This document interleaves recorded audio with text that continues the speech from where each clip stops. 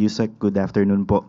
The Interior Department says that it has foiled another potential school attack planned by a 14-year-old student in Tolosa, Leyte, to which some may describe as a copycat crime following the Tacloban school shooting. And then, as yesterday, nagkaroon din ng isang insidente ng pananaksak sa San Carlos City involving a grade 9 and grade 10 student. So how concerned is President Bongbong Marcos with this, with what appears to be a series of school violence being recorded? Ang mga mararahas na nangyayari sa ating bansa ay hindi na po katanggap-tanggap. Mas lalo na po kung kabataan ang nasasangkot. Nung nabalitaan nga po ng Pangulo ang nangyari sa Tacloban, ay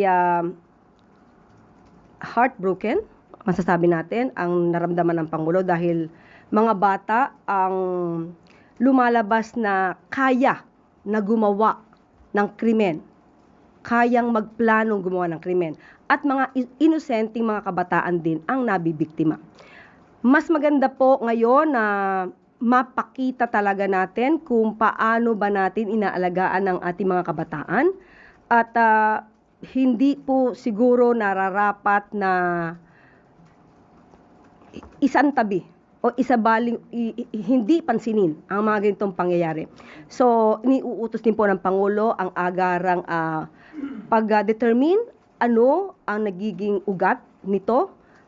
Maliban po sa nakita ng Pangulo na may kinalaman ng ibang mga gaming apps na marahas, so dapat makita po talaga kung saan nagbumula ito, kung nagkakaroon ba ng panggagaya, nagiging parang normal ang ganitong klase ng kaharasan. So, yun po, ipinag-uutos po ng Pangulo ang lahat ng dapat na gawin ng mga concerned agencies para po maiwasan ang mga ganitong klaseng kaharasan, lalo-lalo na sa eskwelahan, sa mga kabataan.